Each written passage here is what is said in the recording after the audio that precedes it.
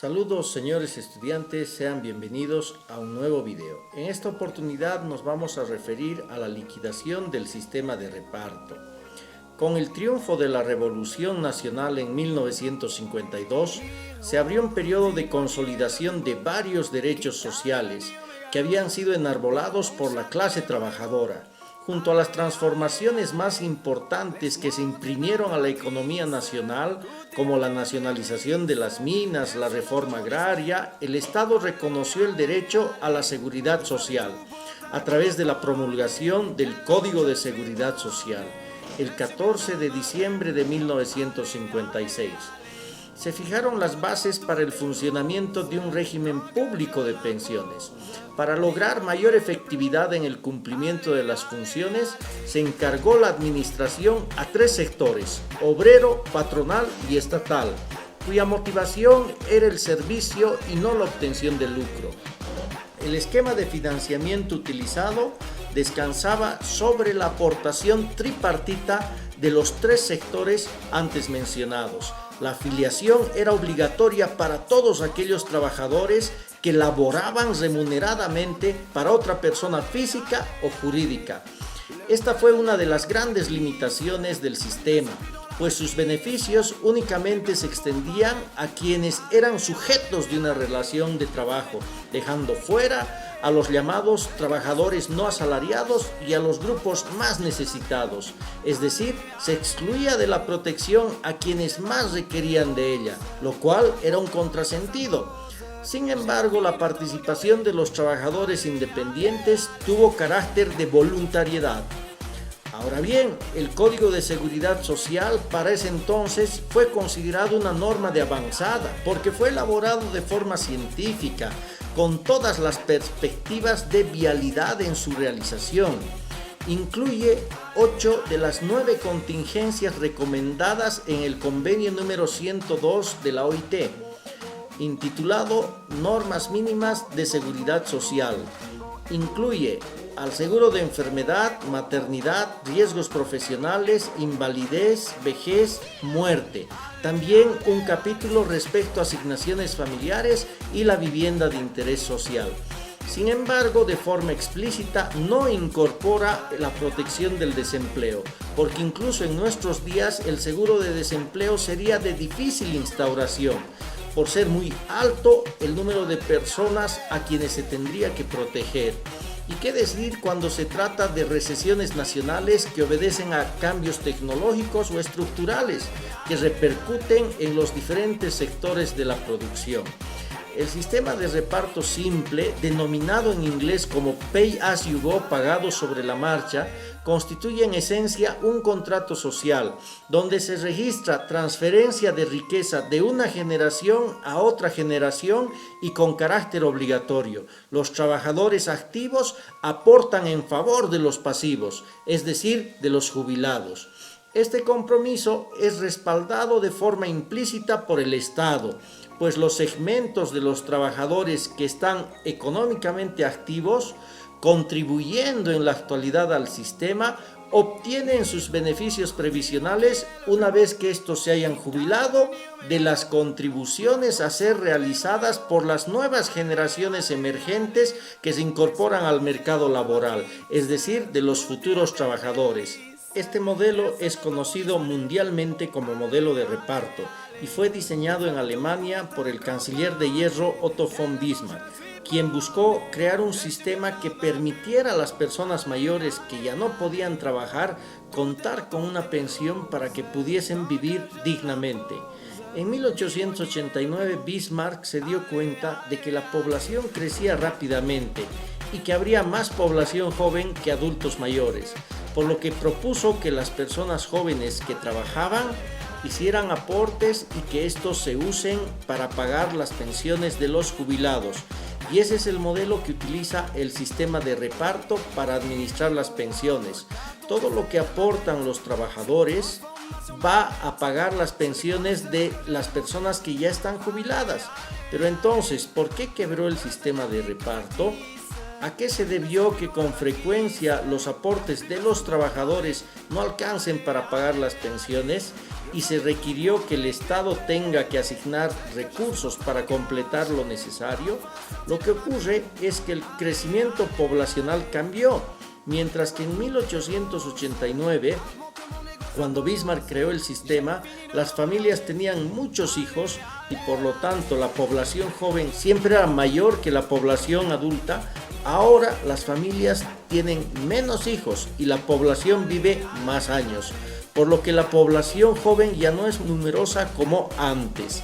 Entonces sus aportes no alcanzan para pagar las pensiones de los jubilados, lo que obliga al Estado a completar lo que falta. Es por ello que este modelo, denominado sistema de reparto, tuvo problemas no solamente en Bolivia, sino también a nivel internacional, ocasionando crisis fiscales como las que vive Europa. En resumen, muchos analistas hoy comparan el resultado del análisis de los sistemas de reparto en la seguridad social con los sistemas financieros piramidales estilo Ponzi, donde por definición los primeros en llegar ganan mucho y los últimos tienen que asumir cuantiosas pérdidas. Entonces, normativamente hablando, bajo el denominativo de sistema de reparto, se entiende al conjunto de entes gestores que se encargaban del manejo de los aportes de los trabajadores y el pago de las jubilaciones. Entre 1957 y 1987, la seguridad social de corto y largo plazo estuvo a cargo de entidades gestoras denominadas cajas de seguros sectoriales. En 1972, durante la dictadura de Hugo Banzer Suárez, se procede a un drástico cambio de las condiciones para el funcionamiento del sistema. Se elimina el aporte estatal dispuesto por el Código de Seguridad Social. Esta reducción de los aportes fue la más importante en la historia y marcó un duro golpe a la seguridad social. Posteriormente se va a producir la eliminación de los aportes del empleador para el financiamiento de la jubilación de los trabajadores. En 1987, durante el primer gobierno neoliberal de Víctor Paz Estenssoro, se separan los regímenes de largo y corto plazo, encargando su gestión a dos distintos tipos de entidades operativas. Por un lado las cajas de salud y por otro lado los fondos complementarios. Antes de la reforma, el sistema de reparto estaba constituido por un fondo administrado públicamente denominado Fondo de Pensiones Básicas, FOPEBA, que cubría el 43% de la cuantía de la pensión de los jubilados, y un sistema de fondos complementarios, FONCOMS, administrados privadamente por instituciones organizadas por los mismos trabajadores en las diferentes ramas de la actividad en la que ellos se desempeñaban. Los fondos complementarios cubrían el restante 57% adicional de la jubilación percibida por los beneficiarios.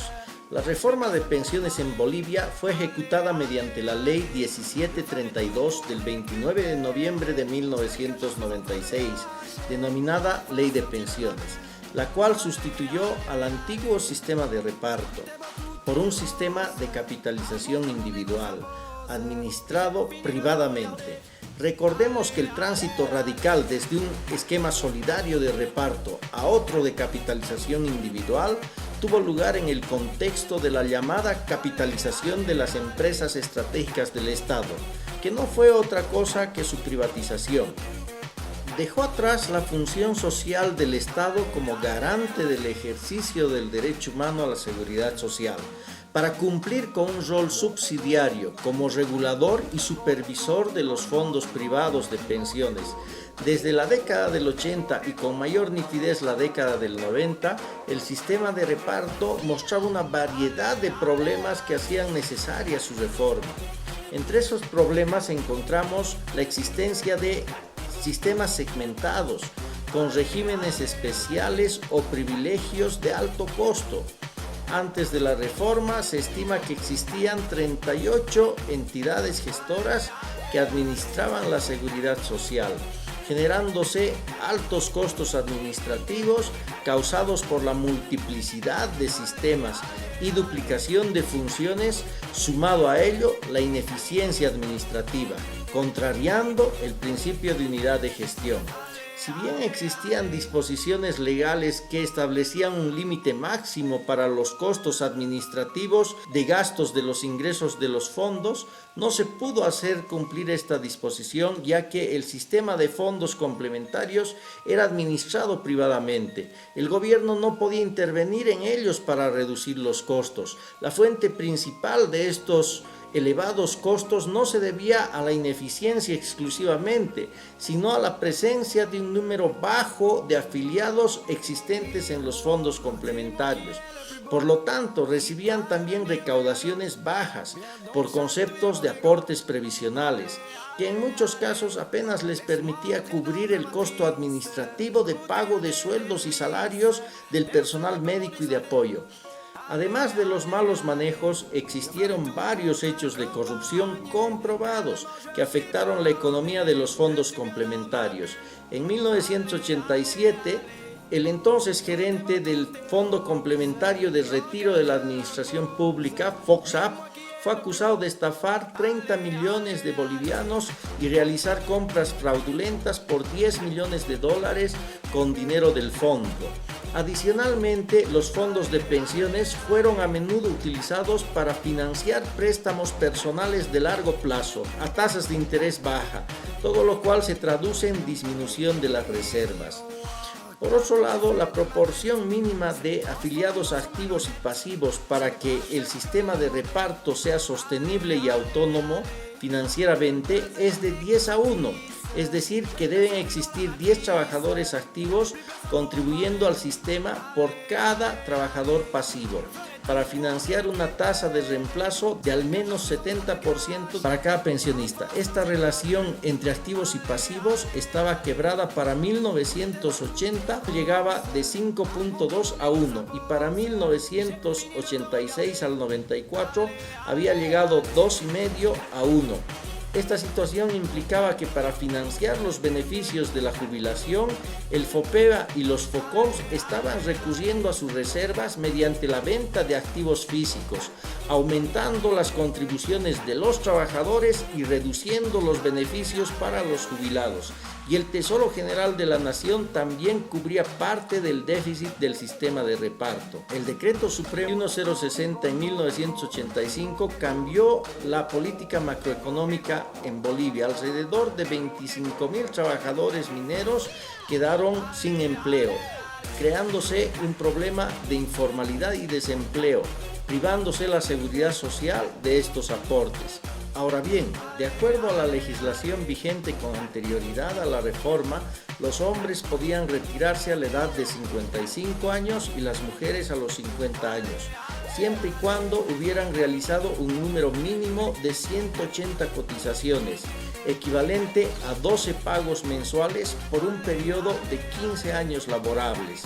Como se podrá advertir, las edades de jubilación eran extremadamente bajas para los estándares internacionales. Otro problema relacionado con el anterior surgía del hecho de que cada afiliado, una vez jubilado, tenía derecho a recibir al menos una renta del 70% de su salario percibido en el último año de trabajo previo a su retiro. Entonces, era muy común observar casos donde un trabajador económicamente activo, previo acuerdo con su empleador, recibía un aumento salarial antes de su retiro, de tal forma que la pensión era calculada no sobre el salario promedio percibido durante toda su vida laboral activa, sino sobre el monto mayor percibido en los últimos años de trabajo. En este último caso, los beneficios percibidos por el trabajador una vez jubilado no guardaban proporción con los aportes realizados por el mismo durante su vida laboral activa, lo cual afectaba la viabilidad financiera de largo plazo del sistema de reparto. Finalmente, corresponde mencionar que como institución residual del sistema de reparto subsiste el SENACIR, Servicio Nacional del Sistema de Reparto, que tiene a su cargo el pago de pensiones consolidadas en el antiguo sistema, pero también, y no menos importante, el trámite de compensación de cotizaciones. Entonces, la compensación de cotizaciones es el reconocimiento que otorga el Estado a los asegurados por los aportes realizados al sistema de reparto vigente hasta abril de 1997 y se financian con recursos del Tesoro General de la Nación. Dentro del trámite de compensación de cotizaciones existen dos tipos de reclamación, que son la compensación de cotizaciones mensual y la compensación de cotizaciones global. Con relación a la primera, tienen derecho a esta compensación mensual los afiliados que cuenten con 60 o más cotizaciones al sistema de reparto, la que será pagada mensualmente y de manera vitalicia al afiliado, y cuando corresponda a sus derechohabientes con recursos del Tesoro General de la Nación. La compensación de cotizaciones para cada mes corresponderá al resultado de multiplicar el número de años aportados o fracción de ellos por 0.7 el último salario mensual recibido a octubre de 1996 y actualizado, todo dividido entre 25.